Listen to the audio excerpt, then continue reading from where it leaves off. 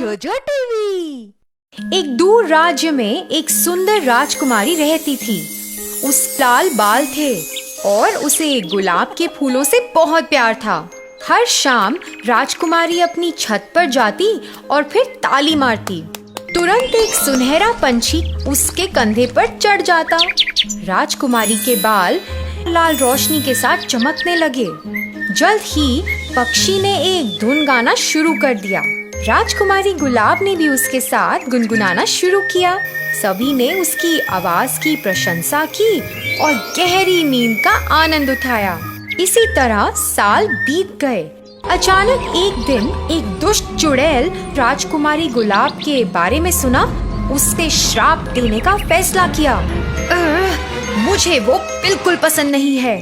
वह कितनी अच्छी है। आब्राकडाब्रा सिमसालादिम। मैं चाहती हूँ कि ये राजकुमारी गुलाब मुरझा जाए। हुश। फिर उस शाम राजकुमारी गुलाब अपनी छत पर गई और ताली बजाई। लेकिन जब सुनहरा पंछी दिखाई दिया तो उसके बाल लाल रंग की बजाय काले रंग के चमकने लगे। पंछी ने अपनी सुरीली धुन गुनगुनाई और राजकुमारी गुलाब ने लोरी गाना शुरू किया। उस रात लोगों ने केवल बुरे सपने देखे। राजकुमारी बहुत दुखी थी। दुखी राजकुमारी ने पंछी को बुलाया। मेरे सुनहरे पंछी, मैं अपने लोगों के सपनों को कैसे फिर से मधुर बना सकती हूँ? अपने काले बालों को गुलाब जल में डुबाएं। पंछी के कहे अनुसार उसने अपने बालों को गुलाब जल में डुबाया और वे तुरंत लाल हो गए। उस शाम जब पंछी राजकुमारी के कंधे पर आया तो उसके बालों की लाल चमक से रात एक बार फिर से सुहानी हो उठी। राजकुमारी ने लोरी गाना शुरू किया और सभी लोगों ने अपनी नींद में अच्छे सपनों का आनंद उठाया। दुष्ट चुड़ैल का श्राप टूट गया था और वो बहुत गुस्से में थी। आब्राकडाब्रा सिमसालादिम। हुश। और राजकुमारी के बाल फिर से काले हो गए और पूरे राज्य में गुलाब खिलने बंद हो गए। पूरे शहर में एक भी गुलाब नहीं था। चलो देखते हैं कि तुम कैसे बचोगी। एक बार फिर दुखी राजकुमारी ने पंछी को बुलाया और सुनहरे पंछी ने उत्तर दिया, गुलाब जल में काले बाल को रखो। लेकिन पूरे राज्य में एक भी गुलाब नहीं था। राजकुमारी को पता नहीं था कि क्या करना है। उसकी आंखों से आंसू आ गए और एक आंसू नीचे जमीन पर गिर गया। उसी क्षण एक युवा सुंदर राजकुमार नीचे से जा रहा था और उसने एक छोटा सा डिब्बा निकाला। उसने उसमें से एक लाल बाल निकाला और उसने बाल को राजकुमारी के आंसू के ऊपर रखा। अचानक लाल बाल लाल गुलाब में बदल गया। राजकुमार ने गुलाब को उठाया, राजकुमारी को दे दिया। उसने गुलाब लिया और स्नान के पानी में डाल दिया। उसने पानी में बाल डाले और अभिशाप एक बार फिर से टूट गया। सुनो बेटा, तुम्हें वो लाल बाल कहाँ मिला? राजा जी, जब राजकुमारी और मैं दोनों बच्चे थे, उनके सिर से एक बाल उठाया और राजकुमारी ने भी मेरा एक बाल खींचा था और अपने पास रखा था। राजकुमारी ने एक छोटा सा डिब्बा निकाला, उसमें से राजकुमार का बाल निकला। हर कोई इस खबर से बहुत खुश था। राजा ने राजकुमार और राजकुमारी के विवाह का ऐलान किया। यह जानने के बाद कि दुष्ट चुड़ैल का अभिशाप फिर से टूट गया है, उसकी बुराई इतनी बढ़ गई कि वह फट गई और उसके 1000 छोटे टुकड़े हो गए। आखिरकार गुलाब के फूलों को एक बार फिर से राज्य के हर बगीचे में लगाया गया और फिर हर शाम राजकुमारी गुलाब और सुनहरे पंछी ने लोरी गाना शुरू किया और सभी लोगों ने अपनी नींद में अच्छे सपनों का आनंद उठाया। एक दिन जंगल में भयंकर आग लग जाती है। सभी जानवर अपनी जान बचाने के लिए इधर उधर भाग रहे थे। इस बीच एक बहुत ही प्यारी गाय और शेर ने ये अपनी जिम्मेदारी समझी कि वो सभी पक्षियों और जानवरों को सुरक्षित जंगल के किनारे तक ले आए। एक एक करके गाय ने और शेर ने बहुत से जीवों की मदद की। बहुत सारे पशु पक्षी अब अपनी जान बचा चुके थे, मगर अंत में देखा कि गाय और शेर आग के कारण बहुत बुरी तरह जल चुके थे और उनके चेहरे बहुत बदसूरत हो चुके थे। मगर दोनों ने अपनी जान पर खेलकर इतने सारे जीवों की जान बचाई थी कि उन्हें अपने दर्द का जरा भी एहसास नहीं था। मगर इस बात को भूलकर सभी जानवर धीरे धीरे उन दोनों को देखकर ज़ॉम्बी ज़ॉम्बी राक्षस कहकर पुकारने लगे। यह बात गाय और शेर को बहुत बुरी लगने लगी। गाय बहुत उदास थी। दूसरी तरफ शेर का भी यही हाल था। सभी जानवर राजा शेर का भी मजाक उड़ा रहे थे। एक दिन ज़ॉम्बी गाय ने शेर से कहा, दोस्त शेर, मुझे अपने जंगल के निवासियों से ये उम्मीद न थी। मुझे और तुम्हें हर रोज राक्षस, ज़ॉम्बी न जाने क्या क्या कहकर बुलाते हैं। ये भूल चुके हैं कि हमारी खूबसूरती इनकी जान के बदले हमने चुकाई है। आज जो हम इतने बदसूरत दिख रहे हैं, इसके पीछे हमारा असली रूप हमने इनकी जान बचाकर खो दिया है।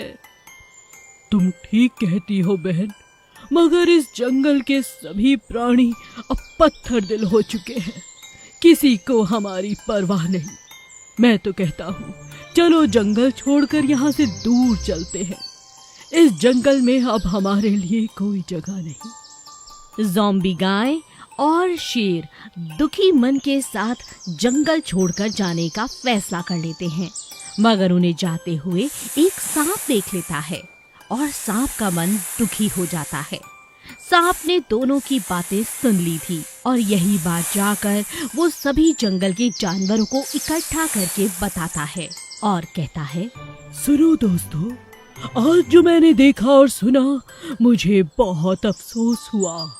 शायद तुम भूल गए, ये वही गाय और शेर हैं जिन्होंने हम सबकी जान बचाई थी। जब पूरा जंगल आग की लपटों में था, हम सब मरने वाले थे। बस इन दोनों के कारण हम जीवित हैं और इसी कारण उनकी खाल, बाल, नैन, नक्श न जाने क्या क्या जल गया। और साथ ही हम लोगों के अंदर की ईमानदारी, प्यार भी जल गया। तभी तो हम सब ने उन दोनों का तिरस्कार किया। हमें उनसे माफी मांगनी चाहिए दोस्तों। जल्दी करो, वो दोनों ये जंगल छोड़कर जा रहे हैं। सभी जानवरों को अपनी हरकतों पर बहुत दुख होता है। सभी जानवर मिलकर राजा शेर और गैया से माफी मांगते हैं और उनसे वादा करते हैं उन्हें ज़ॉम्बी कहकर कभी नहीं बुलाएंगे। गाय और शेर उन्हें माफ कर देते हैं और जंगल में वापस लौट आते हैं। गुफा का रहस्य और शेर खान। जंगल का राजा शेर बहुत ही ज्यादा बुद्धिमान और समझदार था।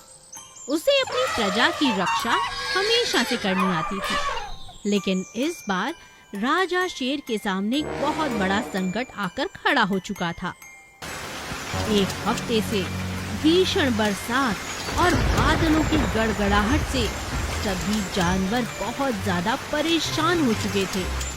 सभी जानवर जंगल में अपने अपने दोस्तों के यहाँ पर रुके हुए थे। राजा शेर के पास सभी जानवर मदद मांगने के लिए आने लगे। चूहे ने कहा, महाराज कुछ कीजिए, पूरा जंगल खतरे में है। अगर इसी तरह बारिश होती रही तो हम सब बाढ़ की चपेट में आ जाएंगे। हाथी ने कहा, महाराज, मेरा एक प्रस्ताव है आपके सामने। अगर आप कहें तो हम सब एक योजना बनाकर ऊपर की पहाड़ी के पास जाकर रह सकते हैं। यहाँ अब खतरा है, यहाँ रहना बहुत खतरनाक है। राजा को हाथी की बात बहुत पसंद आती है। राजा सभी से कहता है, बहुत बढ़िया बात कही है हाथी ने। हम सबको ऊपर वाली पहाड़ी के पीछे चले जाना चाहिए। हम सब मिलकर वहाँ बढ़िया बढ़िया घर बना लेंगे। कुछ ही दिनों की बात है, हिम्मत मत हारो साथियों। मगर राजा की बात सुनकर एक खरगोश जोर से डरकर बोला, हाँ, क्या कहा? ऊपर की पहाड़ी? नहीं नहीं नहीं, वहाँ से मरकर मेरे माता पिता की मृत्यु हुई थी। वो पहाड़ी बहुत ही खुफिया है महाराज, मैं वहाँ नहीं जाऊँगा और आपसे भी यही कहता हूँ कि कोई वहाँ ना जाए। वो भूतिया है, भूतिया। चुप हो जाओ खरगोश, भूतिया भूतिया कुछ नहीं होता। अगर इंसान डरता है तो जानवरों से, शेर से, और ऐसी कोई ताकत नहीं पृथ्वी पर जिससे कोई डर सके। अगर तुम लोगों को मेरे साथ आना है तो आओ, नहीं तो पहले जाकर मैं एक बार हाथी के साथ वहाँ पर जांच पड़ताल कर कर वापस आता हूँ। उसके बाद आप सब मेरे साथ चल सकते हैं। जी महाराज, मुझे लगता है यही सही रहेगा। जी महाराज। सभी ने खरगोश की बात पर हामी भर दी और राजा शेर हाथी को लेकर पहाड़ी के पीछे चला गया, ये देखने के लिए कि क्या सच में वहाँ पर कोई खुफिया चीज है। जैसे ही राजा और हाथी वहाँ पहुँचे तो उन्होंने हर जगह देखा, लेकिन उन्हें कुछ भी नजर नहीं आया। तभी उनकी नजर बहुत सारे हीरे, जवाहरात, सोने और चांदी पर पड़ी, जिनकी चमक से हर जगह चमक रही थी। राजा शेर ने हाथी से कहा, आज समझ में आया ये जगह कोई खुफिया नहीं, ये डकैतों के सामान रखने की जगह है। ये देखो खजाना, वो लोग लूट पाट कर कर यहीं आते होंगे और यहाँ आए हुए जानवरों को सताते होंगे। खरगोश ने बिल्कुल ठीक कहा।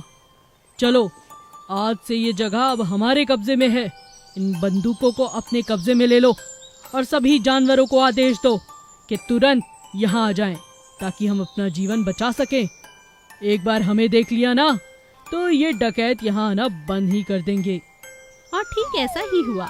राजा और जंगल के सभी जानवरों के वहाँ जाने के बाद उन्हें तो सुरक्षा मिली ही, साथ ही डकैतों ने उस तरफ आना भी बंद कर दिया।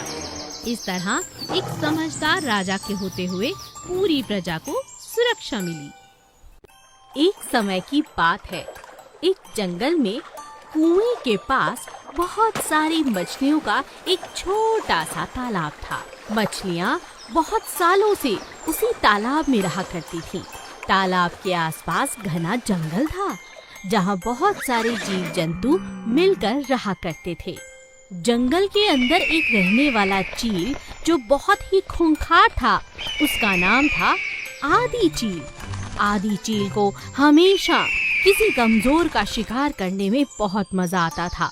वो अपना शिकार बड़ी ही चालाकी से करता था। बहुत दिनों बाद चील का एक दिन मछलियाँ खाने का दिल किया। चील ने सोचा, बहुत दिन हुए मैंने मछली नहीं खाई है, आज तो मैं मछली खा कर रहूंगा। जंगल की उड़ान भरने का कोई फायदा नहीं। जंगल के अंदर एक ही तालाब है जहाँ मछलियाँ हैं, लेकिन आज मैं इनका शिकार करूँ तो कैसे? ये तो पानी से बाहर ही नहीं आती। कोई ना कोई जुगाड़ तो लगानी होगी। चील बहुत सोचता है और सोच समझकर पास ही रहने वाले बंदर को अपना शिकार बनाता है। वो बंदर से कहता है, बंदर भाई कैसे हो? बंदर कहता है, मैं बहुत बढ़िया, आप कैसे हैं?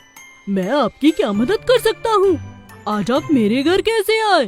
क्या कहूँ भाई, बहुत दिनों से मछली नहीं खाई है और मछली खाने का बहुत दिल कर रहा है। क्या इसी तरह कुछ और खाने का तुम्हारा जी नहीं करता? बंदर कहता है, हाँ, बहुत दिनों से केले नहीं खाए। तुम तो जानते हो जंगल में केलों के बिल्कुल पेड़ नहीं है। पास के जंगल में है, मगर इतनी दूर मैं कैसे जाऊं? बहुत दूर हो जाता है, आते आते अंधेरा हो जाता है। अरे तुम इतनी चिंता क्यों करते हो? बहुत आसान है, आज शाम को आते हुए मैं तुम्हारे लिए केले ले आऊंगा। लंबी उड़ान भरना मेरे लिए कोई बड़ी बात नहीं, मगर उसके बदले तुम्हें मेरा एक काम करना होगा। क्या कहा? तुम मेरे लिए केले लाओगे? मेरे पूरे परिवार के लिए ला दोगे? तो बताओ क्या करना है मुझे? चील बंदर को उल्लू बनाते हुए कहता है, अरे बड़ा आसान है, तुम जरा तालाब के पास जाकर मछलियों को बातों पे लगाना और मैं उन्हें खा लूंगा। बहुत दिनों से मछली जो नहीं खाई। बंदर उसकी बात मानता है और मछली को अपनी बातों में लगाता है। मछली जैसे ही बाहर मुंह निकालती है, चील झट से आके उस पर झपट्टा मारने ही वाला था कि अचानक मछली की नजर चील पर पड़ती है और वो दोबारा पानी में चली जाती है। ये क्या? हाथ आया मुंह ना लगा, ये मछली तो बड़ी तेज है। मछली अपना मुंह बाहर निकाल कर कहती है, बंदर भाई, तुम्हें तो अपना दोस्त समझकर तुमसे 4 बातें करने आई थी, पर मैं ये नहीं जानती थी कि तुम चील के साथ मेरे लिए जाल बिछा कर बैठे हो। आज से तुम्हारी और मेरी दोस्ती नहीं रही। मछली पानी में दोबारा चली जाती है और बंदर को अपनी एक अच्छी दोस्त खोकर बहुत दुख होता है। चील को जब मछली नहीं मिलती तो वो बंदर के लिए केले भी लाकर नहीं देता और इस बात से बंदर को अपना सबक मिल जाता है। खाने की चीज के लिए किसी को धोखा देना बहुत बुरी बात है। ना तो केले मिले और ना ही दोस्ती रही। मुझसे बहुत बड़ी भूल हो गई। आज के बाद मैं ऐसा कभी नहीं करूँगा। जादुई गाय का बदला। एक गांव में महेश नाम का एक आदमी अपनी माँ के साथ रहा करता था। वो चरवाहा था। वो गांव की सभी गायों को जंगल में चराने के लिए ले जाया करता था। गांव के सभी लोग उसको इस काम के लिए पैसे दिया करते थे। महेश अपनी गायों से बहुत प्यार किया करता था। अरे मीना, चंपा, चमेली, कमला कहाँ चली गई? आ जाओ, घर नहीं जाना है, शाम हो गई है। महेश की आवाज सुनते ही सभी गायें दौड़ी चली आया करती थी। एक दिन महेश की मौसी बिमला उसकी माँ से मिलने आई। अरे कमला, तुम्हारा महेश तो देखो कितना बड़ा नौजवान बन गया है। इसकी शादी वादी करनी भी है कि नहीं? हाँ विमला दीदी, शादी तो करनी है, मगर इसे अपनी बेटी देगा कौन? अरे हमारे पड़ोसी छन्नू लाल की बेटी नहीं है, वही रमा, उससे शादी करवा देती हूँ मैं इसकी। हाँ। महेश की माँ अपनी बहन की बात मान लेती है और महेश की शादी छन्नू लाल की बेटी रमा से हो जाती है। रमा देखने में तो बहुत सुंदर थी, लेकिन दिल की बहुत कुटिल थी। शादी के बाद महेश ने उसे अपनी सभी गायों से मिलवाया, लेकिन उन्हें देखकर रमा नाक मुंह सिकोड़ने लगी।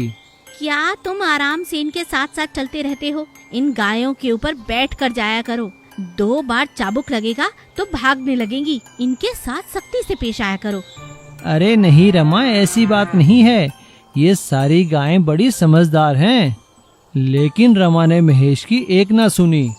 वो जब भी महेश के साथ गायों को जंगल लेकर जाती, वो एक न एक गाय पर बैठ जाती और उन्हें डंडे से मारने लगती। वो जंगल में गायों को पूरा चारा भी चरने नहीं देती थी और जल्दी ही उन्हें डंडे से हाँककर गांव वापस ले जाया करती थी। रमा की इस हरकत से सभी गायें बड़ी परेशान हो गईं। अरे चंपा बहन, इस रमा ने तो हमारा जीना मुश्किल कर दिया है। महेश तो कितना ख्याल रखता था हमारा। हाँ चमेली, हमें तो इसे सबक सिखाना चाहिए। गायों की बात सुनकर वहाँ अचानक एक रमा से अपना बदला पूरा कर पाओगे, ये मेरा आशीर्वाद है। गायों को आशीर्वाद देने के बाद देवी गायब हो जाती है। तभी वहाँ रमा आ जाती है और गायों को डंडे से मारते हुए कहती है, अरे अरे बहुत हो गया, यहाँ पर पत्तियाँ ही चढ़ती रहोगी या घर भी जाना है? ऐसा कहकर वो चमेली नाम की गाय के ऊपर बैठ जाती है। लेकिन गांव के रास्ते में चमेली अपना आकार बदलकर बहुत छोटा कर लेती है। चमेली के एकदम छोटा होते ही रमा उसके ऊपर से गिर जाती है। तभी अचानक पीछे से चंपा नाम की गाय रमा को उठाकर एक ऊंचे पेड़ के ऊपर टांग देती है। पेड़ के ऊपर टंगने के बाद रमा जोर जोर से चिल्लाने लगती है। रमा की आवाज सुनकर महेश वहाँ आ जाता है। महेश अपनी गायों से रमा को नीचे उतारने के लिए कहता है। चंपा रमा को पेड़ से नीचे उतार लेती है। नीचे उतरते ही रमा सभी गायों के आगे हाथ जोड़ती है और सबसे माफी मांगती है कि वो उन्हें दोबारा कभी तंग नहीं करेगी। और महेश अपनी माँ और रमा के साथ फिर से अपनी गायों के साथ खुशी खुशी रहने लगता है। बेवकूफ मोर। एक जंगल में सोनू नाम का एक मोर रहा करता था। वह बहुत ही सुंदर था। उसे अपनी सुंदरता पर बहुत घमंड था, लेकिन वो सुंदर होने के साथ साथ बहुत बेवकूफ भी था। सोनू को बेर खाना बहुत पसंद था। वो सिर्फ बेर ही खाया करता था और अच्छे अच्छे ताजे ताजे बेरों की तलाश में वो जंगल में काफी अंदर तक चला जाया करता था।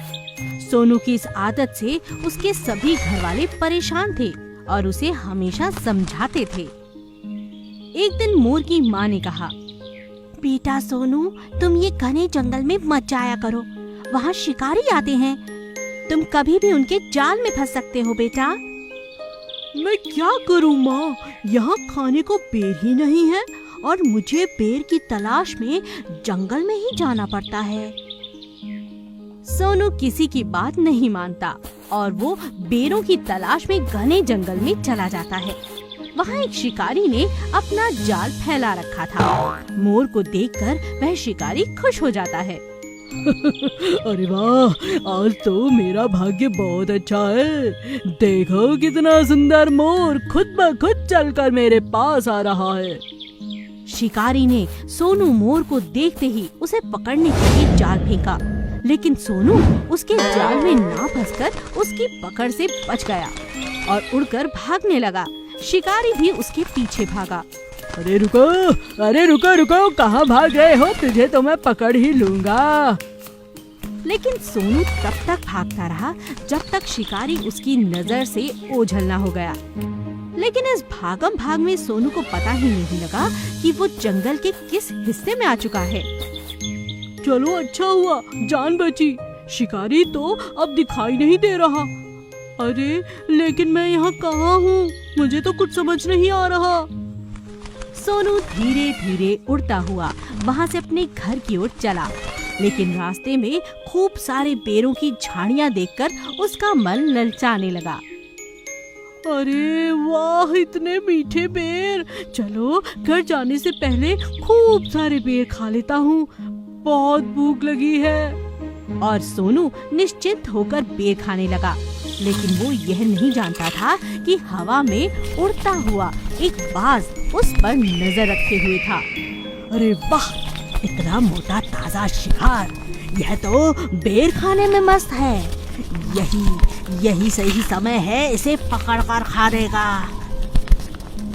बेर खाते सोनू को पता ही नहीं चला कि कब बाज उसके नजदीक आकर खड़ा हो गया। इससे पहले कि सोनू कुछ समझ पाता, बाज ने उसे अपने पंजों में जकड़ा और उड़ने लगा।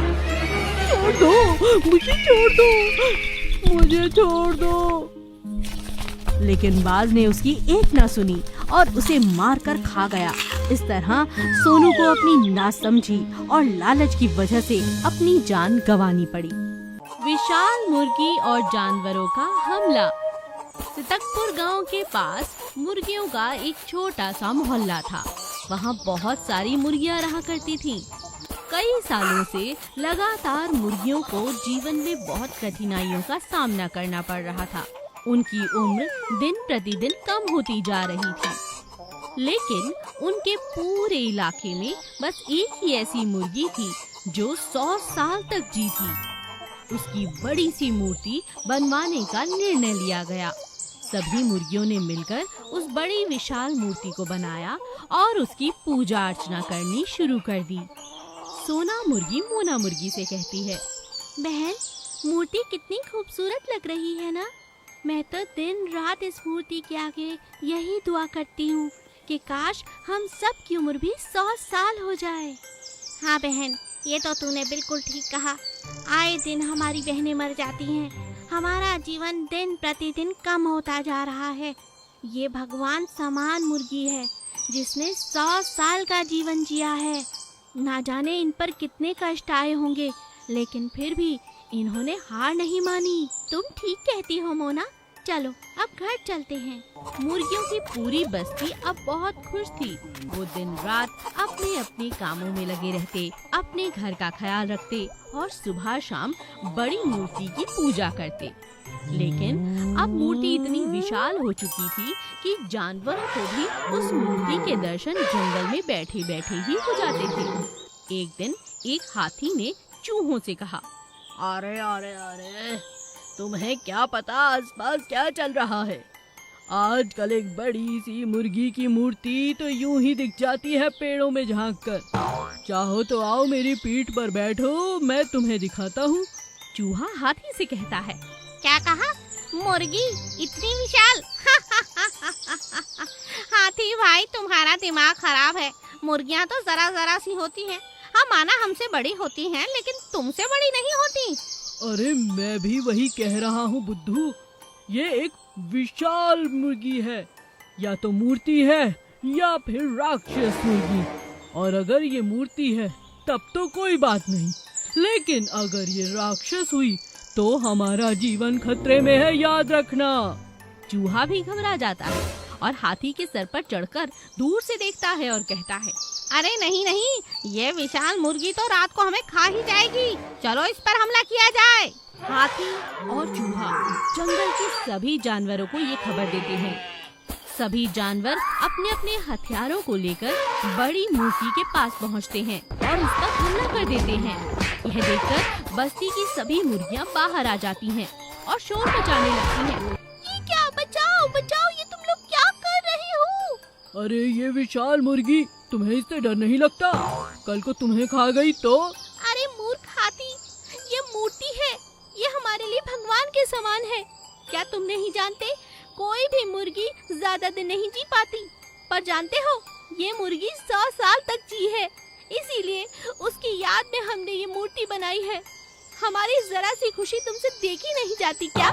मुर्गी की ये बात सुनकर हाथी को अपनी हरकत पर बहुत दुख होता है। वो सभी जानवरों को लेकर जंगल में वापस लौट जाता है और जाते जाते मुर्गी से कहता है, मुझे माफ कर दो, मैं भी दुआ करूंगा कि तुम सभी का जीवन 100 बरस का हो। अच्छा चलता हूँ। एक दिन चीकू खरगोश अपने दोस्त की बर्थडे पार्टी के लिए जा रहा था। उसे बहुत गर्मी लगी, सूरज की किरणें तेज थी। चीकू चलता चलता थक गया। उफ, इतनी गर्मी है, आज प्यास लग रही है। चीकू गर्मी से तंग आ गया था। कुछ कदम और चलने के बाद वो एक पेड़ के नीचे बैठ गया। कुछ देर पेड़ की छांव में बैठ जाता हूँ, पार्टी शुरू होने में तो अभी बहुत देर है। चीकू पेड़ के नीचे आराम करने बैठ गया।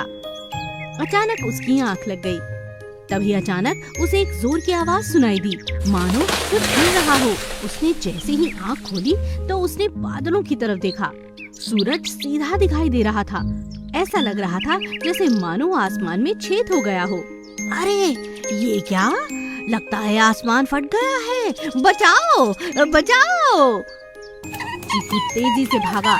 चीकू को घबराता हुआ भागता हुआ देखकर एक छोटे चूहे ने पूछा, क्या बात है, क्यों भाग रहे हो? चीकू ने चूहे से कहा, अरे आसमान गिर रहा है, चलो जान बचाओ, अपनी जान बचानी है तो भागो भागो। चूहा और चीकू भागने लगे। तभी उनकी नजर बिल्ली पर गई। बिल्ली ने जब उन्हें देखा, अरे तुम दोनों यूं भाग क्यों रहे हो, क्या बात है? चीकू ने बिल्ली से भी कहा, अरे बिल्ली रानी, अपनी जान बचानी है तो भागो, आसमान फट गया है, जल्दी करो। बिल्ली भी उन दोनों के साथ भागने लगी। ऐसा करते करते जंगल के कई सारे जानवर खरगोश के पीछे पीछे भागने लगे। शेर ने सभी जानवरों को भागते देखा, हैरान रह गया और पूछने लगा, क्या बात है, क्यों भाग रहे हो तुम सब? चीकू शेर के पास गया और आसमान टूटने वाली बात कहने लगा। शेर महाराज, आप महान हैं, लेकिन आसमान गिर रहा है। अजी आसमान में छेद हो चुका है, बहुत जल्द वो गिर जाएगा। आप भी जान बचाकर हमारे साथ भागिए, जल्दी भागिए। रुक जाओ, मेरी बात सुनो, मुझे तुम उस जगह पे ले जाओ, ठीक है? चीकू डर गया और शेर को उस पेड़ के पास ले गया। शेर हंसने लगा और कहा, अरे बेवकूफ, ये आम का पेड़ है और यहाँ कोई आसमान नहीं, बस एक बड़ा सा आम गिरा है, जिसकी वजह से तुम इतना डर गए। और वो देखो, सूरज में जरा से बादल आ गए हैं, इसलिए तुम्हें लग रहा है कि वहाँ छेद हो चुका है। ऐसा नहीं है, मूर्ख। चीकू और बाकी सभी जानवरों को अपनी बेवकूफी पर शर्मिंदगी हुई। मुर्गी का अंडा और बत्तख की कहानी। एक छोटे से तालाब के पास बहुत सुंदर सुंदर कुछ मुर्गियां रहा करती थीं। पानी के अंदर तालाब में बहुत सी बत्तखें खेला करती थी। वहीं पर वो अपना जीवन बसर करती थी। एक बत्तख माँ बनने वाली थी। वो अपना बहुत ख्याल रखती थी। एक दिन उसने देखा कि उसी की तरह एक मुर्गी भी माँ बनने वाली है। बत्तख ने जाकर मुर्गी से बात की। सुनो बहन, क्या तुम भी माँ बनने वाली हो? कैसी तबीयत है तुम्हारी? तुम्हें देखकर लगा तुम भी मेरी तरह बहुत जल्द माँ बनने वाली हो, तो सोचा तुम्हारी खबर ले लूं। मुर्गी बत्तख की ये मीठी मीठी बातें सुनकर बहुत खुश हुई। मुर्गी उसके पास आती है और कहती है, हाँ हाँ, मैं भी माँ बनने वाली हूँ, लेकिन मुझे यहाँ पर रहना इतना अच्छा लगता है कि और कहीं जाने का जी ही नहीं करता। यहाँ हवा है, पेड़ है, पानी है, और आज तुमसे दोस्ती करके मुझे बहुत अच्छा लग रहा है बहन। हम दोनों एक दूसरे का ख्याल रख सकते हैं। जल्दी ही हमारे बच्चे हो जाएंगे। क्यों, क्या कहती हो? मुर्गी की बात सुनकर बत्तख कहती है, हाँ बहन, आजकल मौसम बहुत सुहावना है। हम दोनों अच्छे अच्छे विचारों की बातें करेंगे ताकि हमारे बच्चों पर उसका अच्छा असर हो। अब धीरे धीरे हर रोज बातें करने के कारण बत्तख और मुर्गी के बीच में बहुत अच्छी मित्रता हो गई थी। एक दिन अचानक मौसम बहुत बिगड़ गया। तेज पानी का तूफान आया। इतनी तेज बाढ़ थी कि पूरा तालाब गंदे पानी से भर गया और बहुत ज्यादा पानी आने के कारण बत्तख खुद को संभाल ही नहीं पा रही थी। बत्तख मदद के लिए पुकारने लगी, बचाओ, बचाओ, कोई है, कोई है। मुर्गी उसे देख लेती है और उसकी मदद करने के लिए भागती है। बहन, मैं आ रही हूँ तुम्हारी मदद के लिए। जैसे तैसे मुर्गी उसे एक डंडी देकर सहारा देती है और बत्तख किनारे तक आ जाती है। तेज पानी को देखकर मुर्गी और बत्तख हैरान रह जाते हैं। न जाने कितनी ही बत्तखें उस बाढ़ के पानी में बह गई थी। हाय राम, आज तुम ना होती तो मैं अपने बच्चों के साथ मर ही चुकी थी। तुम्हारा बहुत बहुत शुक्रिया मेरी सहेली। कैसी बातें करती हो? आओ थोड़ा आराम करते हैं। 1-2 दिन की बात है, बहुत जल्द पानी ठीक हो जाएगा और फिर तुम दोबारा अपने तालाब में रहने लगना। जैसा मुर्गी ने कहा था वैसा ही होता है। 2-4 दिन के बाद फिर से तालाब में पानी पहले जैसा हो जाता है। बत्तख अपने पानी में चली जाती है और कुछ ही दिनों में उसके बहुत सारे नन्हे नन्हे बच्चे हो जाते हैं जिन्हें वो तैरना सिखाती है। और उस तरफ मिट्टी के पास पेड़ के नीचे मुर्गी भी अपने अंडे दे देती है और हर रोज उनके ऊपर बैठकर बत्तख से बातें करने लगती है। अब दोनों दोस्त एक दूसरे के साथ सुख दुख बांटते और जंगल की प्रकृति का आनंद लेते। एक राजा अपनी बेटी के लिए अच्छे वर की तलाश में इधर उधर भटक रहा था। एक दिन बहुत सोच समझकर उसने एक प्रतियोगिता रखने का फैसला किया और उसने ये घोषणा करवाई कि जो कोई भी एक दिन के अंदर अंदर उसके पास 5 सोने की मुर्गियां लेकर आएगा और उसके सवालों का सही जवाब देगा, उसी के साथ वो अपनी बेटी की शादी कर देगा। ये एक बहुत ही अच्छा अवसर था क्योंकि राजा बहुत पैसे वाला था। उसकी जमीन जायदाद इतनी थी कि जो भी उनकी बेटी से शादी करता हमेशा के लिए सुखी रहता। राजा की प्रतियोगिता में भाग लेने के लिए दूर दूर से राजा महाराजाओं के बच्चे वहाँ पर आते हैं और वहीं पर गांव में एक कुम्हार को जब ये बात पता चलती है तो उसकी बहन उससे कहती है, भैया तुम भी प्रतियोगिता में भाग ले लो ना। अरे पगली, कैसी बातें करती है? तूने प्रतियोगिता के नियम नहीं सुने? राजा कहता है कि 5 सोने की मुर्गियां लानी है। 5 सोने की मुर्गियां मैं कहाँ से लाऊंगा? पर हाँ, मैंने एक बार राजकुमारी को देखा है, एकदम संगमरमर जैसी है। पर मेरा भाग्य ऐसा नहीं कि मैं उसे अपनी धर्मपत्नी बना सकूं बहन। अरे भैया, तुम तो कितने समझदार हो, कुछ सोचो, ये अवसर यूं ही हाथ से चला जाएगा। अपनी बहन के कहने पर चंदन रात भर सोचता रहता है और उठकर बैठ जाता है। वो अपने हाथ से छोटी छोटी मुर्गियां बनाने लगता है। धीरे धीरे वो उनका आकार बड़ा करने लगता है। वो 5 विशाल मुर्गियां सुबह तक बना लेता है और उन पर सोने के रंग जैसा रंग भर देता है। सुबह जब उसकी बहन वो देखती है तो कहती है, भैया ऐसा लग रहा है कि तो सच में सोने की मुर्गियां हैं। आखिर तुम क्या करने वाले हो? देखती जा, चल मेरे साथ। भाई बहन जैसे तैसे बड़ी मेहनत के साथ उन मुर्गियों को राजा के महल तक पहुंचा देते हैं। राजा यह देखकर हैरान था कि कुम्हार की इतनी हिम्मत कि वो राजकुमारी के साथ शादी करना चाहे। फिर भी अफसर तो अफसर होता है। तो राजा सवाल लेकर चंदन के पास पहुंचता है और कहता है, ये मुर्गियाँ तुमने बनाई हैं? जी महाराज, मैंने बनाई हैं। मैं एक कुम्हार हूँ, मेरा नाम चंदन है, मैं इसी गांव में रहता हूँ। अच्छा। राजा अपना पहला सवाल पूछता है। मैंने तो 5 सोने की मुर्गियाँ मंगवाई थी, तुम ये मिट्टी की मुर्गियाँ। मुझे तो लगता है कि हमारे देश की मिट्टी और खास तौर पर हमारे गांव की मिट्टी सोने से कम नहीं है महाराज। हमारी मिट्टी बहुत अच्छी है और इस पर सोने का रंग भर दिया है, क्योंकि ये रंग सबको प्रिय होता है, भगवान को भी और आपको भी। मुझे नहीं लगता कि मेरी मिट्टी के आगे सोने का कोई भी मूल्य है, इसी कारण मैंने मिट्टी से अपनी मुर्गियों को बनाया है महाराज। राजा चंदन की बात से बहुत प्रभावित हुए। उन्हें अभी तक इस तरह का एक भी जवाब अच्छी तरह से नहीं मिला था। उन्होंने अपनी बेटी की शादी चंदन से कर दी और यह सब देखते ही रह गए। अब चंदन बहुत खुश था। वो उसी गांव का अब राजा बन चुका था जिस गांव का वो कभी कुम्हार हुआ करता था। इसीलिए कहते हैं, अवसर पर अपनी बुद्धिमानी से काफी चीजें अच्छी की जा सकती हैं। एक बहुत बड़ा भालू जंगल में रहता था। उसका नाम था भानु। भानु को बहुत ज्यादा भूख लगती थी। वो हर समय बस खाता ही रहता था, जितना भी खा ले, लेकिन उसकी भूख कभी नहीं मिटती थी। इसीलिए उसका दोस्त हाथी हर रोज अपने खाने का कुछ हिस्सा उसे दे दिया करता था।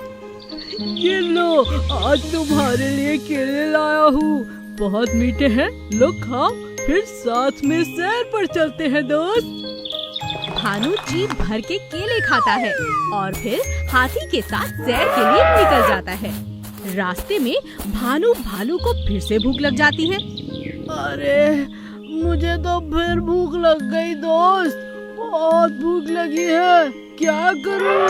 चलते चलते थक गया, पुराने सारी खाई हुई चीजें हजम हो गई हैं। हाँ, अच्छा रुको, सोचता हूँ क्या करूं, सोचने दो कुछ। हाथी ने भानु को कुछ खिलाने का सोचा और आसपास देखने लगा। तभी उसने देखा कि एक बड़ा सा मधुमक्खियों का छत्ता था जो शहद से भरा हुआ था। अगर ये मक्खी यहाँ से चली जाए तो मैं भानु का पसंदीदा शहद उसे दे सकता हूँ, इससे उसका पेट भर जाएगा। हाथी मन का बहुत अच्छा था। वो रानी मक्खी के पास एक गुलाब का फूल लेकर गया और कहने लगा, रानी मक्खी कैसी हो तुम? लो लो, ये तुम्हारे लिए फूल लाया हूँ। शुक्रिया हाथी भाई, मैं ठीक हूँ और गुलाब का फूल ये मुझे बहुत पसंद है। आज यहाँ कैसे आना हुआ? आज मेरे दोस्त भानु बालू का जन्मदिन है, हम सैर पर निकले हैं। उसे बहुत भूख लगी है, उसे कुछ उपहार भी देना चाहता हूँ। जानती हो, उसे ये शहद बहुत पसंद है, अगर तुम थोड़ा शहद दे दो तो। हाँ हाँ, क्यों नहीं।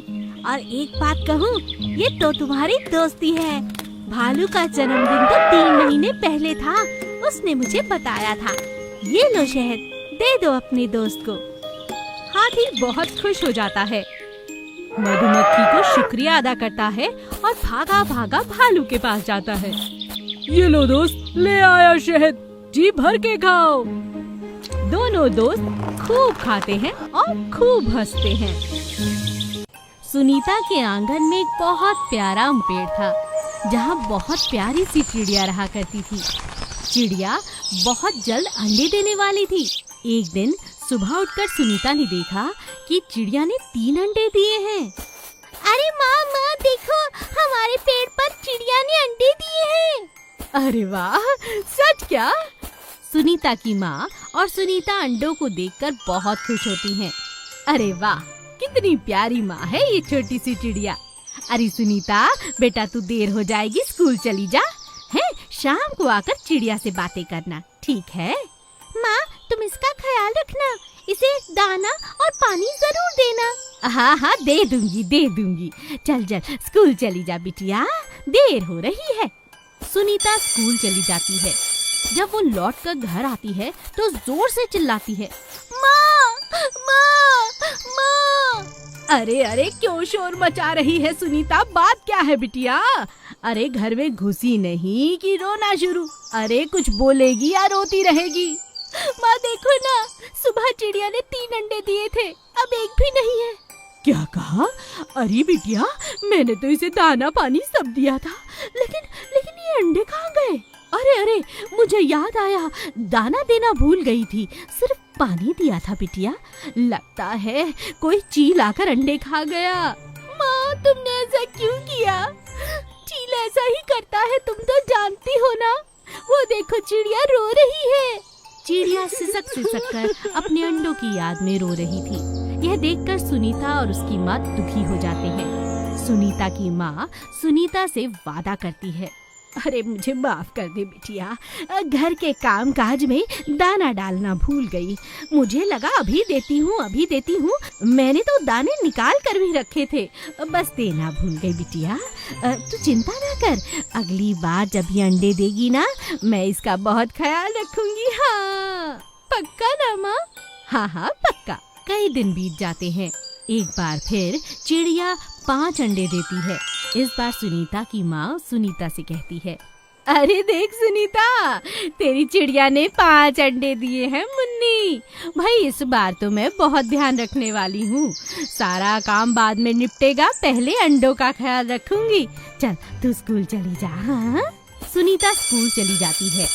उसकी माँ का ध्यान घर के काम में लगता ही नहीं।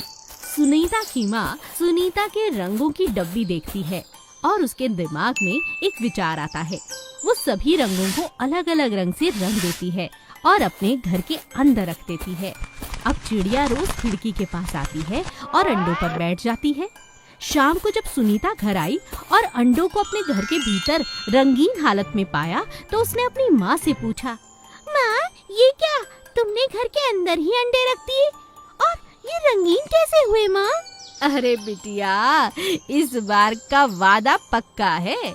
मैं नहीं चाहती तू जोर जोर से दहाड़ मार कर रोए। ये तुमने बहुत अच्छा किया माँ, हमारे पास अब 5 रंगीन अंडे हैं। कुछ ही दिनों में चिड़िया के अंडे फूट जाते हैं और उसमें से छोटे छोटे चूजे बाहर आ जाते हैं। एक बार फिर सबके सब अपने पेड़ पर जाकर रहने लगते हैं और सुनीता और उसकी माँ बड़े आराम से अपने घर में रहने लगते हैं। जंगल के बंदर बहुत उधम मचाने वाले थे।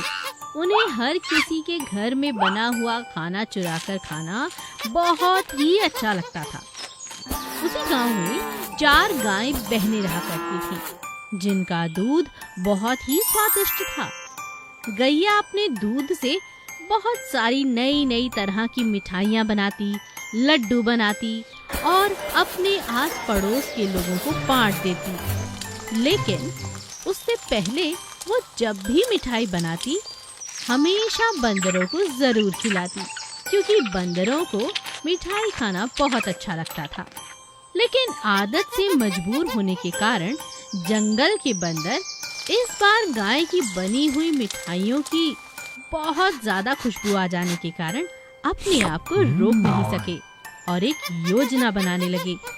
अरे देखो देखो, गैया बहनों ने आज बहुत बढ़िया गाय की बर्फी बनाई है। चलो चलो, आक्रमण का समय हो गया। आज तो ये पूरी थाली हम सारी बढ़िया बढ़िया मिठाई अपने पड़ोसियों को खिला देती है। ये भी कोई बात हुई? चलो चलो जल्दी आक्रमण करो, इससे पहले कि ये मिठाई अपने पड़ोसियों को बांट दे। अरे मेरे पेट में तो अभी से चूहे दौड़ रहे हैं। चलो चलो। बंदर अपने दोस्तों को लेकर गाय की बनी हुई बर्फी के ऊपर बुरी तरह से टूट पड़े और बुरी तरह उन्होंने स्वादिष्ट बनी हुई मिठाई का एक एक दाना तक खा लिया और इधर उधर थाली के साथ साथ गंदगी मचा दी। जैसे ही गैया अपने घर से बाहर आई, यह सब देखकर वो चिल्ला पड़ी, हाय राम, मैंने इतनी मेहनत से मिठाई बनाई थी, तुम लोगों ने ये क्या किया? हर बार जब भी मिठाई बनती है तुम्हें खिलाती तो हूँ, तो फिर चोरी करने की क्या जरूरत थी? आज मेरी बहन का जन्मदिन है, उसी के लिए बनाई थी। गैया को रोता हुआ देखकर बंदरों को बहुत बुरा लगा। उन्हें एहसास हुआ कि उन्होंने गैया के साथ बहुत बुरा किया है। उन्होंने गैया से माफी मांगी। माफ कर दो बहन, तुम्हारी मिठाइयाँ इतनी स्वादिष्ट होती हैं, इनकी खुशबू से हम खुद को रोक नहीं सके। हमें माफ कर दो। बताओ, हम कुछ और कर सकते हैं क्या तुम्हारे लिए? बताओ ना। गैया रोते हुए कहती है, नहीं, अब मुझे दोबारा से मिठाई बनानी होगी। चलो आओ, मेरी मदद करो। हाँ हाँ, क्यों नहीं। सभी बंदर गैया की मदद करते हैं और ढेर सारी और बर्फियां बनाते हैं, लेकिन इस बार बिल्कुल चखते नहीं। और फिर धूमधाम से गैया अपनी बहन का जन्मदिन मनाती है। लो भैया, तुम भी खाओ बंदर भाई। नहीं, पहले ही इतना खा चुके हैं, पेट में बहुत दर्द हो रहा है, तुम ही जन्मदिन मना लो। और ये बात सुनकर वहाँ पर बैठे हुए सभी जानवर जोर जोर से हंसने लगते हैं। जादुई गाय का बदला। एक गांव में महेश नाम का एक आदमी अपनी माँ के साथ रहा करता था। वो चरवाहा था। वो गांव की सभी गायों को जंगल में चराने के लिए ले जाया करता था। गांव के सभी लोग उसको इस काम के लिए पैसे दिया करते थे। महेश अपनी गायों से बहुत प्यार किया करता था। अरे मीना, चंपा, चमेली, कमला कहाँ चली गई? आ जाओ, घर नहीं जाना है, शाम हो गई है। महेश की आवाज सुनते ही सभी गायें दौड़ी चली आया करती थी। एक दिन महेश की मौसी बिमला उसकी माँ से मिलने आई। अरे कमला, तुम्हारा महेश तो देखो कितना बड़ा नौजवान बन गया है। इसकी शादी वादी करनी भी है कि नहीं? हाँ विमला दीदी, शादी तो करनी है, मगर इसे अपनी बेटी देगा कौन? अरे हमारे पड़ोसी छन्नू लाल की बेटी नहीं है, वही रमा, उससे शादी करवा देती हूँ मैं इसकी। हाँ। महेश की माँ अपनी बहन की बात मान लेती है और महेश की शादी छन्नू लाल की बेटी रमा से हो जाती है। रमा देखने में तो बहुत सुंदर थी, लेकिन दिल की बहुत कुटिल थी। शादी के बाद महेश ने उसे अपनी सभी गायों से मिलवाया, लेकिन उन्हें देखकर रमा नाक मुंह सिकोड़ने लगी। क्या तुम आराम से इनके साथ साथ चलते रहते हो? इन गायों के ऊपर बैठ कर जाया करो। 2 बार चाबुक लगेगा तो भागने लगेंगी। इनके साथ सख्ती से पेश आया करो। अरे नहीं रमा, ऐसी बात नहीं है, ये सारी गायें बड़ी समझदार हैं। लेकिन रमा ने महेश की एक ना सुनी। वो जब भी महेश के साथ गायों को जंगल लेकर जाती, वो एक न एक गाय पर बैठ जाती और उन्हें डंडे से मारने लगती। वो जंगल में गायों को पूरा चारा भी चरने नहीं देती थी और जल्दी ही उन्हें डंडे से हाँककर गांव वापस ले जाया करती थी। रमा की इस हरकत से सभी गायें बड़ी परेशान हो गईं। अरे चंपा बहन, इस रमा ने तो हमारा जीना मुश्किल कर दिया है। महेश तो कितना ख्याल रखता था हमारा। हाँ चमेली, हमें तो इसे सबक सिखाना चाहिए। गायों की बात सुनकर वहाँ अचानक एक देवी प्रकट। रमा से अपना बदला पूरा कर पाओगे, ये मेरा आशीर्वाद है। गायों को आशीर्वाद देने के बाद देवी गायब हो जाती है। तभी वहाँ रमा आ जाती है और गायों को डंडे से मारते हुए कहती है, अरे बहुत हो गया, यहाँ पर पत्तियाँ ही चढ़ती रहोगी या घर भी जाना है? ऐसा कहकर वो चमेली नाम की गाय के ऊपर बैठ जाती है। लेकिन गांव के रास्ते में चमेली अपना आकार बदलकर बहुत छोटा कर लेती है। चमेली के एकदम छोटा होते ही रमा उसके ऊपर से गिर जाती है। तभी अचानक पीछे से चंपा नाम की गाय रमा को उठाकर एक ऊंचे पेड़ के ऊपर टांग देती है। पेड़ के ऊपर टंगने के बाद रमा जोर जोर से चिल्लाने लगती है। रमा की आवाज सुनकर महेश वहाँ आ जाता है। महेश अपनी गायों से रमा को नीचे उतारने के लिए कहता है। चंपा रमा को पेड़ से नीचे उतार लेती है। नीचे उतरते ही रमा सभी गायों के आगे हाथ जोड़ती है और सबसे माफी मांगती है कि वो उन्हें दोबारा कभी तंग नहीं करेगी। और महेश अपनी माँ और रमा के साथ फिर से अपनी गायों के साथ खुशी खुशी रहने लगता है। सोने का स्कूल। एक समय की बात है, एक गांव में सुशील नाम का एक आदमी अपनी बेटी मोना के साथ रहता था। मोना बहुत ही होशियार और नेक लड़की थी। उसे पढ़ने लिखने का बहुत शौक था। मोना ने अपनी शिक्षा गांव के स्कूल में ही की थी, जहां वो हर साल प्रथम आती थी। सुशील एक अनपढ़ किसान था, लेकिन वो अपनी बेटी को पढ़ाना चाहता था। स्कूल में शिक्षा खत्म होने के बाद मोना को कॉलेज में एडमिशन के लिए जाना पड़ रहा था। मोना की आगे की पढ़ाई के बारे में सुशील को चिंता होने लगी। अब तो मोना को आगे पढ़ाने के लिए मुझे स्कूल से शहर भेजना पड़ेगा, लेकिन वहाँ तो बहुत पैसे लगेंगे। चलो जाकर देखता हूँ। अगले दिन सुशील शहर जाकर कॉलेज के प्रिंसिपल से मिलता है और उनसे मोना की एडमिशन की बात करता है। मोना की मार्कशीट देखकर और सुशील की बातें सुनकर कॉलेज के प्रिंसिपल उससे कहते हैं, देखो तुम्हारी बातें बिल्कुल ठीक है, तुम्हारी बेटी के नंबर अच्छे हैं और तुम उसे पढ़ाना भी चाहते हो, लेकिन इस कॉलेज में पढ़ाने के लिए तुम्हें कम से कम आप बस उसकी एडमिशन कर दीजिए। तो ठीक है, 2 दिन बाद तुम पैसे लेकर आ जाना, बाकी सारी फॉर्मेलिटी अभी बाहर जाकर पूरी कर लो। सुशील फॉर्मेलिटी पूरी करके घर आ जाता है, लेकिन उसे चिंता थी कि वो 2 दिन बाद कैसे कॉलेज की फीस जमा करेगा। सुशील इसी चिंता में सो जाता है, लेकिन सोने के बाद सुशील को एक जादुई देवी दिखाई देती है, जो कि उससे कहती है, सुशील उठो, मैं तुम्हारी भावनाओं की कदर करती हूँ। मैं जानती हूँ कि तुम अपनी बेटी को पढ़ाना चाहते हो। मैं तुम्हारी मदद करना चाहती हूँ। ये लो, ये रहा एक सोने का स्कूल। ये तुम्हारी बेटी को पढ़ाने में मदद करेगा, लेकिन ध्यान रहे, लालच ना करना। और वो देवी ऐसा कहते ही गायब हो जाती है। तभी अचानक सुशील की नींद खुल जाती है और वो सपने के बारे में सोचने लगता है। तभी उसे जमीन पर कुछ चमकता हुआ नजर आता है। वो ये देखकर हैरान हो जाता है कि ये तो उसी स्कूल का मॉडल था जो उसे वो देवी देना चाहती थी। सुशील उठकर देखता है तो वो पूरा सोने का बना हुआ था। अब सुशील समझ जाता है कि देवी ने उसे सोने का स्कूल देखकर उसकी मदद की है। सुशील अगले ही दिन वो सोने के स्कूल का मॉडल शहर एक सुनार के पास गिरवी रख देता है। सेठ जी, मैं ये सोने के स्कूल का मॉडल आपके पास गिरवी रखना चाहता हूँ। मुझे बस अपनी बच्ची की शिक्षा के लिए कुछ पैसे चाहिए। हाँ, ठीक है भाया, ये तो खरे सोने का है। हाँ, लेकिन पैसे वापस ना करोगे तो मैं इसे बेच दूंगा। अरे नहीं सेठ जी, मैं समय पर आपके पैसे वापस कर दूंगा।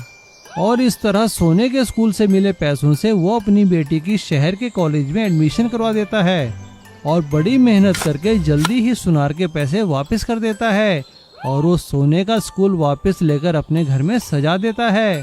और इधर उसकी बेटी मोना पढ़ लिख कर एक बहुत बड़ा ऑफिसर बन जाती है। अब सुशील के सभी सपने पूरे हो चुके थे। सुशील उस सोने के स्कूल का धन्यवाद करता है और साथ ही साथ देवी सरस्वती का भी, जिन्होंने उसकी सोने का स्कूल देकर मदद की थी। एक गांव में लालाराम नाम का एक सेठ रहता था। वो बहुत ही कंजूस था, लेकिन उसके शौक बहुत बड़े बड़े थे। उसका एक सबसे बड़ा शौक था कि वो एक बहुत बड़ा महल बनाए, जिससे कि उसके इलाके में उसकी इज्जत और बड़ी हो जाए। इसके लिए उसने अपने पास काफी पैसे इकट्ठा करना शुरू कर दिया और साथ ही महल बनाने के लिए एक अच्छे कारीगर और ठेकेदार को ढूंढना भी शुरू कर दिया। पास ही के गांव में चंदू नाम का एक भवन निर्माण करने वाला ठेकेदार रहता था। वो बहुत ही अच्छे मकान बनाया करता था। उसके पास कारीगरों की बहुत अच्छी टीम थी।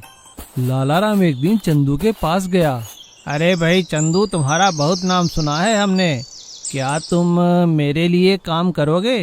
अरे जी हाँ सेठ जी, बताइए क्या काम है? भाई एक मेरे लिए छोटा सा महल बनाना है, अब बना पाओगे तुम? हाँ सेठ जी, मैं पूरी कोशिश करूँगा। तो ठीक है भाई, आ जाओ फिर गांव में। सेठ लालाराम चंदू को मकान बनाने की पेशगी देकर अपने घर वापस चले जाते हैं। 2-3 दिन के बाद ही चंदू अपने कारीगरों को लेकर लालाराम के घर पहुंच जाता है और लालाराम उन्हें लेकर उस जगह जाते हैं जहां पे कि महल बनाना था। भवन निर्माण के लिए पूजा पाठ करने के बाद चंदू मकान बनाने का काम शुरू कर देता है। एक दिन वो सेठ के पास जाता है। अरे चंदू, आओ आओ, कैसे आना हुआ? सेठ जी, महल का ढांचा खड़ा हो गया है। आप कह रहे थे ना वो बेशकीमती पत्थर लगाने के लिए, तो वो पत्थर दे दीजिए ताकि मैं पत्थर लगाने का काम शुरू कर सकूं। सेठ लालाराम अपने नौकर श्यामू को आवाज लगाकर कहते हैं, अरे श्यामू भाई, इन्हें वो पत्थर तो दे दो। सेठ लालाराम का नौकर श्यामू सारे के सारे कीमती पत्थर लेकर महल वाली साइड पर पहुंच जाता है और वो सारे पत्थर चंदू और उसके कारीगरों के सुपुर्द कर देता है। लेकिन अगले दिन सुबह जब वो लोग वहाँ आते हैं तो देखकर हैरान हो जाते हैं, क्योंकि वहाँ से सारे पत्थर चोरी हो गए थे। चंदू भागता हुआ जाकर सेठ लालाराम को सारी बात बताता है। चंदू की बात सुनकर सेठ लालाराम गुस्सा हो जाता है और उससे कहता है, देखो चंदू, मैं कुछ नहीं जानता। मैंने पत्थर तुम्हें दिए थे, अब तुम्हें ही पत्थर लाने पड़ेंगे। तुम कहीं से भी पत्थर लाओ और मेरे महल का काम खत्म करो। चंदू वहाँ से मायूस होकर चला जाता है और सोचते सोचते वो कब जंगल में पहुँच जाता है उसे पता भी नहीं चला। लेकिन जंगल के बीचों बीच चंदू हैरान रह जाता है कि एक पेड़ के अंदर से रोशनी आ रही थी। चंदू जब उस पेड़ के पास जाकर देखता है तो और भी हैरान होता है, क्योंकि वो सारे बेशकीमती पत्थर उसी पेड़ के अंदर छुपा कर रखे थे और वहाँ 2 आदमी बैठकर बात कर रहे थे। अरे श्यामू, हमारे सेठ जी तो बड़े चालू निकले। अपने पत्थर खुद ही चोरी करवा दिए और इल्जाम बेचारे चंदू ठेकेदार पे डाल दिया ताकि सारा काम मुफ्त में हो जाए। अब चंदू को सारा माजरा समझ आ गया था। वो अपने सारे कारीगरों को बुलाकर श्यामू और उसके साथी की पिटाई करता है और सारे पत्थर ले जाकर वापस महल में रख देता है। सारे पत्थर महल वाली जगह रखवाने के बाद चंदू श्यामू को लेकर लालाराम के घर पहुंचता है। लालाराम उन दोनों को देखकर हैरान रह जाता है। तब चंदू उससे कहता है, सेठ जी, मुझे आपकी सारी करतूत का पता चल गया है। अब आपको मुझे डबल पैसे देने होंगे, वरना मैं आपकी सच्चाई सारे गांव वालों को बता दूंगा और आपकी बहुत बदनामी होगी। और इस तरह सेठ लालाराम की चालाकी उन पे ही भारी पड़ जाती है और वो चंदू को डबल पैसे देते हैं। लेकिन चंदू उनका महल बहुत अच्छे से बनाता है कि कभी किसी के साथ बेईमानी नहीं करनी चाहिए। जादुई बांस की मुर्गी के जादुई अंडे। एक गांव में सुनील नाम का एक आदमी रहता था। सुनील बहुत ही नेक और अमीर इंसान था। सुनील की गांव के पास एक कीटनाशक बनाने की केमिकल फैक्ट्री थी। वो अपनी फैक्ट्री में मजदूरों के साथ मिलकर काम किया करता था। अरे कृष्णा, क्या बात है, तू बीमार दिख रहा है? हाँ मालिक, क्या करूँ, कुछ कमजोरी सी है। अरे भाई, तो छुट्टी ले और घर जाकर आराम कर। अरे मुनीम जी, ये कृष्णा को छुट्टी दो और इसे मेरी तरफ से 500 रुपये दो, घर जाकर आराम करेगा। आपका बहुत बहुत शुक्रिया मालिक। इस तरह से सुनील अपने हर मजदूर का ख्याल रखा करता था। लेकिन अचानक एक दिन सुनील काफी बीमार हो गया। सुनील के घर वाले उसे शहर के एक बहुत अच्छे हॉस्पिटल में भर्ती कराते हैं। लेकिन वहाँ काफी इलाज करने के बाद भी सुनील की तबीयत ठीक नहीं हुई। ये देखकर सुनील की इकलौती बेटी मोना को बहुत चिंता होती है और हॉस्पिटल से बाहर आकर एक कोने में जाकर रोने लगती है। तभी वहाँ पर फैक्ट्री में काम करने वाला एक बहुत ही बुजुर्ग कारीगर आता है और वो मोना से कहता है, बेटा, मेरा नाम मोहनलाल है और मैं आपकी फैक्ट्री में बहुत सालों से काम कर रहा था। मुझे भी ऐसी ही बीमारी हुई थी, लेकिन कालीपुर के कालीनाथ वैद्य की दवाई से मेरी बीमारी बिल्कुल ठीक हो गई। तुम भी वैद्य जी के पास जाकर अपने पिताजी को दिखाओ। मोना उस बुजुर्ग कारीगर की बात मान लेती है और वैद्य के पास जाती है। आओ बेटी, क्या बात है, तुम इतनी परेशान क्यों हो? मोना वैद्य जी को अपने पिताजी की बीमारी के बारे में बताती है। ये सुनकर वैद्य जी मोना से कहते हैं, बेटा, तुम्हारे पिता बहुत नेक इंसान है। फैक्ट्री में लगातार इतने साल काम करने के कारण उनको ये तकलीफ हुई है। तुम्हारे पिता ठीक हो जाएंगे बेटा, लेकिन तुम्हें जंगल के बीचों बीच पीले रंग के बांस के झुरमुट से उस खास मुर्गी को पकड़कर लाना है। उस मुर्गी के अंडों में इतना पोषण है जिससे कि तुम्हारे पिताजी ठीक हो जाएंगे। आपका धन्यवाद। मैं कैसे भी करके उस मुर्गी को ढूंढ निकालूंगी। मोना वैद्य जी का धन्यवाद करती है और जंगल में जाकर पीले रंग के बांस के झुरमुट से उस खास मुर्गी को पकड़ कर लाती है और उस मुर्गी के अंडे अपने पिताजी को खिलाती है। कुछ ही दिनों में मुर्गी के अंडे लगातार खाने के कारण सुनील की तबीयत ठीक हो जाती है। अपने पिता के ठीक होते ही मोना उस मुर्गी को फिर से जंगल में छोड़कर आती है। तुम्हारा बहुत बहुत शुक्रिया मुर्गी। अब तुम आराम से अपने बांस के झुरमुट पे रह सकती हो। ठीक होने के बाद सुनील अपनी फैक्ट्री में सुरक्षा के और उपाय करता है, जिसके कारण कि किसी भी मजदूर को कोई भी बीमारी ना हो और उनका काम भी चलता रहे।